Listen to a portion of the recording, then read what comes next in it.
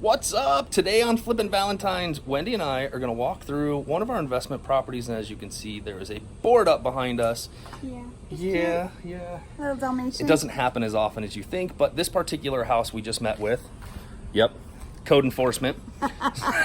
So He's not the guy that blew in the front door. Right. So last week we were served a community abatement by Glendale PD on this property because SWAT blew open the front door. And yes, it's an investment property we've owned for about a year. So Wendy's got some questions as to what I want her to do for our long-term investment for this property. So can we start with the front door? Yeah, we're gonna put a new one on because there's not one there. All right, that solves that problem. All right, let's go. So the one thing about this house when we bought it is that the garage was enclosed, and actually, now that I look at it, it was enclosed. I'm gonna flip this around. See my hand? Because they did do a stem wall. As far as that goes, so that's a good thing. So we debated on whether or not to convert this back to a garage or a room. And what did you suggest, hon? Well, I think that it's already been done. It's been done well. The only thing that the city requires, we're going to have to get a permit for it either way. We're going to have to get a permit for the conversion, or we're going to have to get a permit to tear it down because the city needs their money. So to keep it, all we're going to have to do is take off the drywall on the lower half of the walls so that they can inspect the electrical and then put the drywall back up. So I think that it adds, we've got a 9 by 20, I think I measured, a 9 by 20 room with 4 closets. We're going to check that 20 feet because I think her 20 feet's off. I think she's got guy measurements going on. Well, you always told me anyway.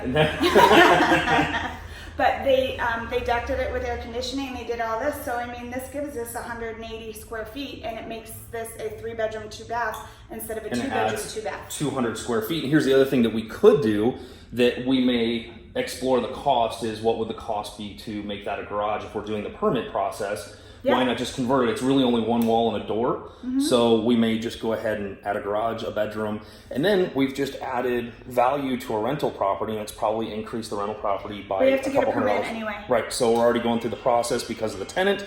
So let's keep walking. Laundry room. So the good news is, check this out. Even though we're missing a front door, Wendy's got to take a call. Even though we're missing a front door, the condition of the property is actually in really good shape. What are you doing back there? So the kitchen, we don't have to do anything here, but we are going to replace the appliances. The refrigerator obviously is in good shape, but we'll replace the stove and dishwasher. There is no microwave in here, which is fine. Obviously, you saw the front door. It's going to need a new one. What do you think? Do we keep this? Probably not. Okay. So, but so many people have so many bad stories, and even though this tenant got evicted because crime-free addendum, even though they got evicted, we lost a front door, and we have to go through some of this building stuff. It's not a big deal. The house is in good shape. We bought it with this tenant in it. Oh my God, I'm sweating like a piggy, and I had to crawl through the window this morning. So normally we wouldn't buy 2-bedroom, 2-bath houses, but we got a great deal on this one. The owner was done being a landlord, and so we purchased it with the tenant in place. That's the window I crawled through. So again, in here, go ahead. One thing that we are wood paneling, I like that. Yeah, right. One thing we are going to do is we're going to put some carpet in the bedrooms. It's got this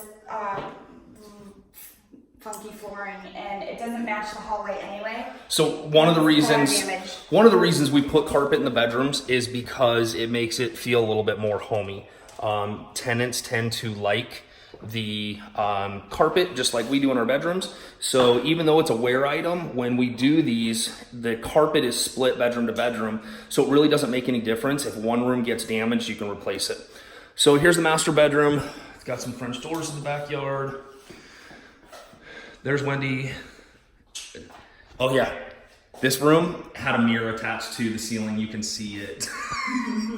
Weirdos. I don't care, they were paying the rent. So like I said, the bathrooms, all in really good shape. We'll probably do some updating here.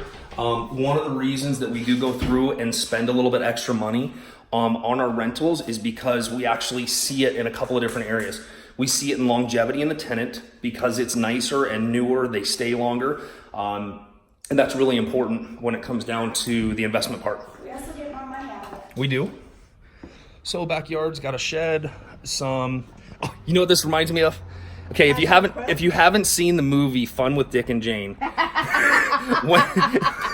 so Jim Carrey just gets fired from his job, and he has all this turf installed in his front yard, and then they come and repossess it. And so this yard reminds me of one night he goes out and cuts pieces of lawn out all over the place and replants it. Neighbors. So I think this guy cut a bunch of people's turf out.